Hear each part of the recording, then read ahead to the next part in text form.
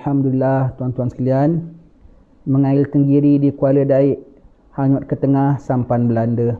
Jagalah diri baik-baik, zaman fitnah sudah melanda. Mari dihidang pulut berinti, bergilat-kilat pinggan asahan. Ujian datang silih berganti, serahlah bulat kepada Tuhan. Orang kemaman bersingsing lengan, kayu balak jatuh ke tanah. Kukuh iman, kuat pegangan, tepis dan elak segala fitnah.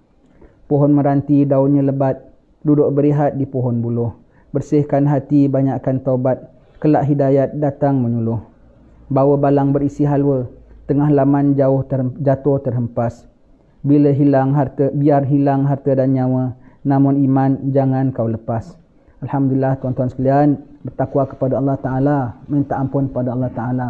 Hanya itu satu-satunya sarana untuk kita selamat dunia dan akhirat. Hanya itu satu-satunya dapat kita petunjuk daripada Allah Ta'ala, dapat terpelihara daripada segala mara bahaya. Yang utama sekali, yang paling pertama sekali, bahaya dalam diri kita sendiri. Kita sebutlah zaman fitnah dalam ujian, zaman macam-macam ganggu kita dari satu jurusan. Nombor satu, dalam diri kita juga tu terganggu. Pada musim-musim fitnah, awal mula diri kita terganggu dulu. Nafsu kita mula bergejolak, suka maksiat lebih daripada biasanya. Nafsu kita mula menjerit-jerit, tak suka ibadat lebih daripada biasanya. Nafsu kita mula meronta-ronta, nak banggakan diri lebih daripada biasanya. Apabila sudah sampai ujian, awal mula daripada nafsu kita itu adalah satu jentera daripada jentera syaitan, akan mula rosakkan kita dari dalam. From internally, dia akan rosakkan kita. Kemudian datanglah daripada luaran. Saya nak cerita sedikitlah tuan-tuan sekalian, ya. Nak beri sikit gambaran. Wallahu alam, tak tahu zaman kita ke bukan zaman kita. Kalau tak zaman kita pun, pasti satu zaman tak anak cucu kita pun pasti akan datang juga. Jadi kalau yang jumpa zaman ini, kalau takdir kita jumpa zaman ini, ada sedikitlah pedoman. Kalau yang tak jumpa zaman ini, mudah-mudahan dapat disampaikan kepada mereka yang akan jumpa. Sebagaimana Imam Haddad mengatakan, tidaklah aku tulis ini semua bukan kitab-kitab berbentuk tasawuf, kecuali sebagai persediaan aku untuk zaman Imam Mahdi. Kalau aku jumpa Imam Mahdi, akan aku berjuang bersama dengannya. Kenapa untuk zaman Imam Mahdi kena Imam Haddad tulis kitab tasawuf? Kerana Mahdi itu wali Allah, tidak akan cocok bersama dengannya, tidak akan patuh dengannya, tidak akan selesa dengannya, kecuali orang yang sejiwa dengannya. Dan ketika itu bukan kira mewah ataupun susah, bukan kira kaya ataupun miskin, bukan kira hidup ataupun mati, hanya kira iman ataupun kufur saja. Iman ataupun hanya dengan hati yang kuat, iman akan dapat dipertahankan. Jadi Imam Haddad tak jumpa, tapi alhamdulillah dia dah sebutkan, dia dah tuliskan. Maka sekarang dibilang mudah-mudahan tulisan aku ni, kalau aku tak jumpa sekalipun, dapat dimanfaatkan oleh orang-orang yang akan jumpa zaman Mahdi. Sekarang kita cakapkan pada malam ni, takdir kita rupanya yang jumpa zaman gelora itu, pakailah, mudah-mudahan pesanan ni dapat digunakan, dapat dipakai. Takdirnya bukan zaman kita, mudah-mudahan kita dapat berpesan kepada anak cucu kita. Ingat, satu masa nanti akan berlaku begini, ya.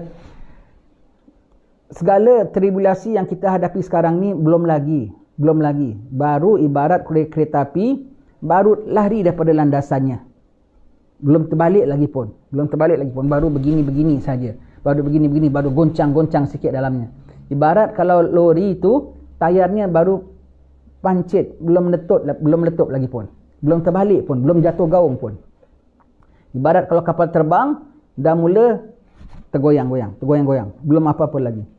Apabila dibukakan Allah Subhanahu Wa Taala yang disebut sebagai malahim kubra, ujian besar, Allah, kereta api yang terlepas daripada landas itu tadi akan bukan hanya terlepas daripada landas saja, bukan terbabas daripada landas saja, akan terbalik, tergolek, terpintal. Tapi zaman malahim itu lebih dahsyat daripada kereta api yang terbalik, terbabas. Lori yang jatuh daripada gaung, yang di dalamnya tu orangnya, khazanahnya terbalik semua. Zaman malahim nanti lebih dahsyat daripada situasinya, lebih dahsyat daripada lori yang terbalik jatuh gaung sekalipun. Dan dia punya bingung, dia punya impact lebih dahsyat daripada orang dalam kapal terbang dan kapal terbang jatuh terhempas macam mana. Begitu. Subhanallah, la haula wala quwata illa billah. Jumpa tak jumpa, wallahu alam. Kalau kita tak jumpa pun, anak cucu kita akan jumpa. Cicit kita akan jumpa. Dalam satu zaman mesti ada satu kaum akan jumpa. Tak mustahil kalau kita yang jumpa. Tak mustahil kalau kita yang jumpa zaman itu. Dia tengah suasana macam tenang, tak tenang, tenang, tak tenang. Tiba-tiba sekali bergejolak jadi very shocking. Sangat-sangat memeranjatkan. Ketika itulah baru kita lihat tuan-tuan sekalian, yang Allah Ta'ala mengatakan, ala bizikrillahi tatma'innul qulub. Baru hasil orang yang banyak zikir pada Allah Ta'ala akan jiwa dia tenang. Itulah pegangan kita dari sekarang ini. Dari sekarang ini tuan-tuan sekalian, kereta api dah mula goyang-goyang. Lori dah mula tersengit-sengit. Kapal terbang dah mula tak balance lagi.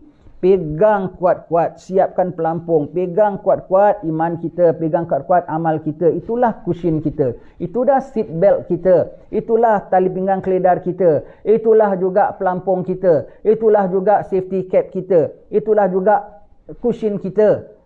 Pegang dengan amal kita, dengan wirid dan zikir kita, tauhid kita, pegang betul-betul sekali, pegang betul-betul.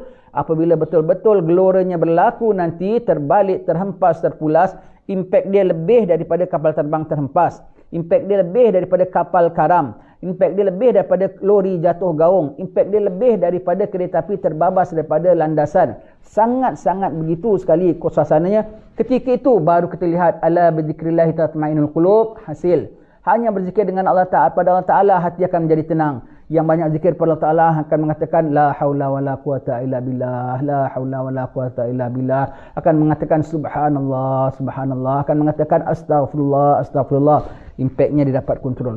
Pada ketika itulah baru kita ingat zahir cakapan Nabi.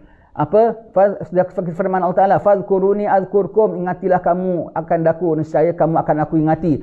Ketika itu Allah ingat kita, kok kita boleh selamat, kok kita boleh tenang, kok kita boleh bernafas, kok kita boleh hidup, kok kita boleh survive, kok kita boleh tak bingung. Ketika itulah sah kata Nabi dalam sebuah hadis kursi, Allah berfirman, ingat aku dikala kamu lapang, nescaya aku ingat dikala aku sempit, dikala kamu sempit. Maka ketika itu sangat-sangat sempit tuan-tuan sekalian. Tiba-tiba kok boleh tenang, tiba-tiba kok ada bantuan, tiba-tiba tengah tak ada air kok ada mata air, tiba-tiba kok ada hujan turun, tiba-tiba kok ada makanan, tiba-tiba ada. Ketika itulah kita dapat melihat firman Allah Ta'ala, wa may yattaqillah yaj'al lahu makhraja. Siapa bertakwa kepada Allah Ta'ala pasti akan diberikannya jalan keluar, jalan lepasannya. Ketika itulah baru manfaat segala orang yang benar akan kebenarannya. Ketika itu tuan-tuan sekalian. Kenapa kok kita gambarkan yang perkara mengerikan gini? Sebab ini mukadimah kiamat lah. Kiamat bukan perkara besar. Kiamat bukan hanya planet Earth saja yang kita sebut tadi, planet Earth saja. Kiamat planet Mars, Jupiter, langit pertama, langit kedua sampai langit ketujuh, semuanya goncang, bukan yang goncang, gumpal jadi satu. Gunung ganang pun tercabut. Maka mukadimahnya pun sangat-sangat besar. Mukadimahnya pun sangat-sangat besar. Ketika itu tuan-tuan sekalian, pegang iman, pegang takwa. Ketika itu akan nanti kedengaran-kedengaran setengah-setengah orang bersuara, bangkit, bela agamamu, bangkit, bela agamamu, bangkit, jihad sabilillah. Jangan kau ikut, jangan kau dengar, jangan kau bantu, jangan kau turut serta, kecuali seruan itu datang daripada imam kaum. Imam kaum tu siapa? Ditakuti pada ketika itu banyak yang akan ambil kesempatan. Sini jatuh, sana jatuh, sana jatuh, sini jatuh. Maka dia nak bangkit pakai nama Allah, sedangkan selama ini tidak tegakkan syariat Allah. Dia akan nak bangkit gunakan nama sabilillah, tetapi selama ini dia tidak jaga hukum Allah Ta'ala. Jangan kau ikut kalau bukan imam kaum yang memang daripada asalnya kerana Allah Ta'ala, semata-mata kerana Allah. Allah akan lantik bumi ini Allah punya, manusia semua hamba Allah punya. Maka Allah Ta'ala yang lantik pemimpin bagi mereka ya. Kalau kita nak tolong, sampai seruan sekalipun, bangkit, ini perang sabilillah, hati-hati niat kita. Takut itu perang sabili fulan, demi fulan, demi untuk keselamatan fulan, demi untuk menyelamatkan fulan dan fulan dan fulan dan fulan. Orang-orang tertentu, wallahu alam, sesiapa itu wallahu alam. Hanya daripada imam yang ada authority daripada Allah Ta'ala. Mana dapat authority? Dari awalnya sudah jalankan hukum Allah Ta'ala. Junjungnya hanya kerana Allah Ta'ala. Concernnya hanya kerana Allah Ta'ala. Bawa orang kepada Allah Ta'ala. Dan dirinya pun semua diserahnya kepada Allah Ta'ala. Siapa orangnya? Wallahu alam. Wallahu alam. Nanti akan ada orang yang jujur. Nanti akan ada orang-orang yang ikhlas. Nanti ada orang-orang yang boleh mimpin orang. Nanti insan, umat semua akan ditunjuk oleh Allah Ta'ala. Minta nasihat. Paling-paling tidak ketika itu, kalau kita tak tahu siapa imam kaum, paling-paling tidak jumpalah satu orang alim yang saleh, yang takwanya lillahi ta'ala, yang amalannya lillahi ta'ala, yang hidup dan matinya lillahi ta'ala. Mudah-mudahan dapat beri bantuan. Mudah-mudahan kalau bukan dia imam kaumnya, dia pun boleh menunjukkan kita kepada imam kaumnya. Begitu tuan-tuan sekalian. Begitu. Akan banyak nanti seruan yang ambil kesempatan. Kenapa kita sebutkan? Zaman berzaman. Hatta di Palestin, hatta di Syria sekalipun. Orang dipanggil perang. Hatta Hizbut Tahrir sekalipun.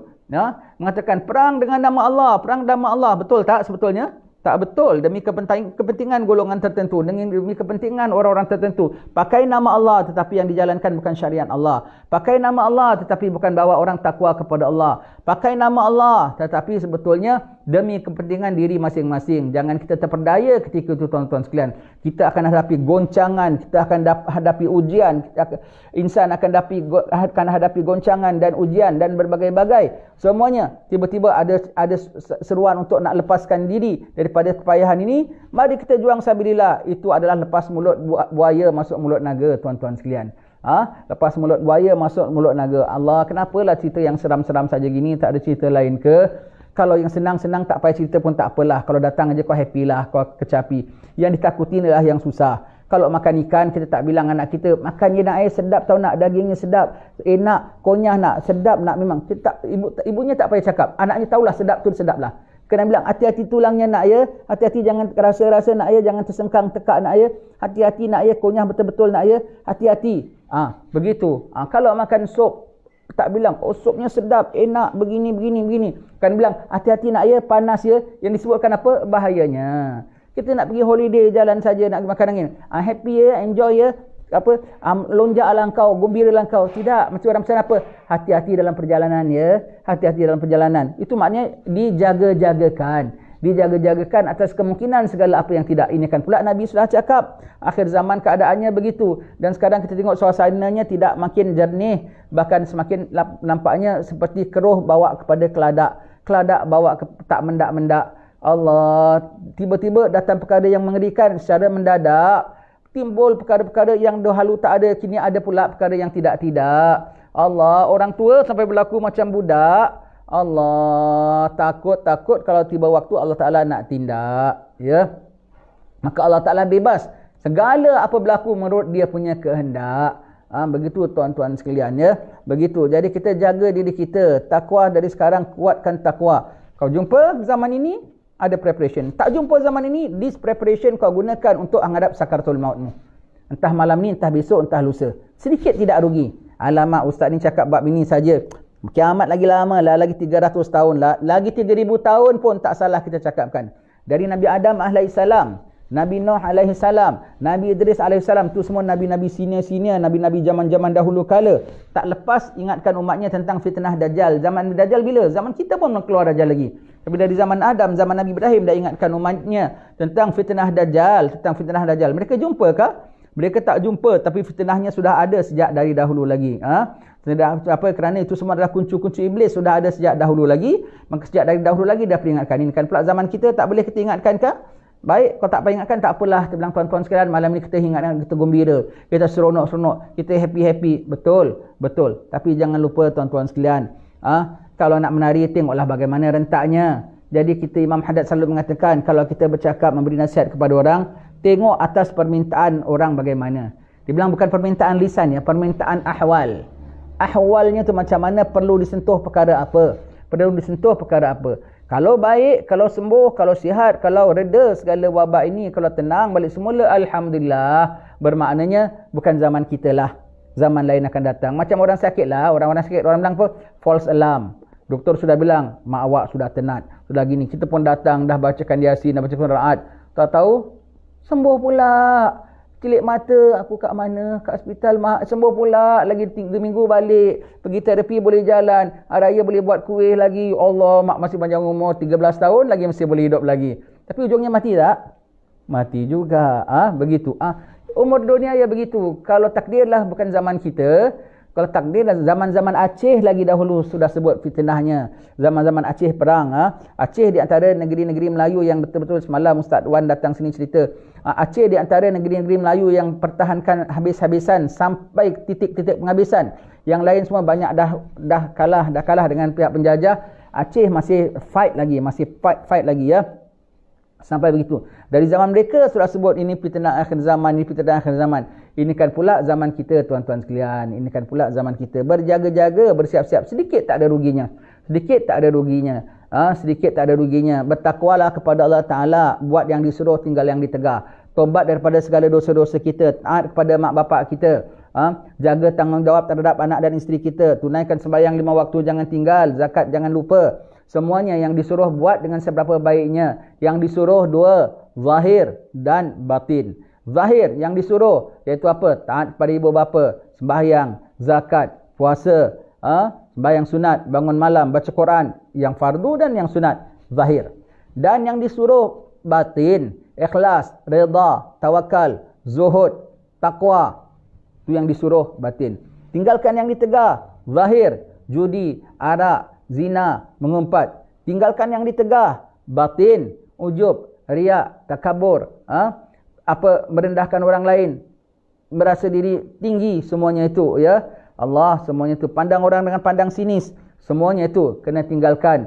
Nanti barulah kita dapat panduan. Itulah namanya takwa. Dan apabila takwa, wa may yattaqillah yaj'al lahu makhraja. Siapa bertakwa kepada Allah Taala, Allah berikan dia jalan yang keluar. Na'udzubillah min zalik. Jangan kawan-kawan kita dapat jalan keluar, kita pula masih kandas, tertrap lagi di bawah di bawah ujian yang besar begitu. Orang saleh dapat keluar macam mana sekalipun. Macam mana. Sehingga ulama mengatakan kalau langit 7 petala 4 bumi sekalipun, semua orang terperangkap di bawah. Kita kalau bumbung jatuh roboh saja, berapa banyak orang terperangkap kan dalam gempa bumi semua kan.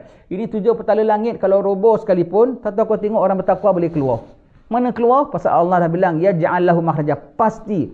Wa may yattaqillah, siapa yang bertakwa kepada Allah Taala, ya ja'allahu makhraja. Bukan Allah berikan mereka jalan keluar. Allah pastikan beri mereka jalan keluar. Itu jawabnya.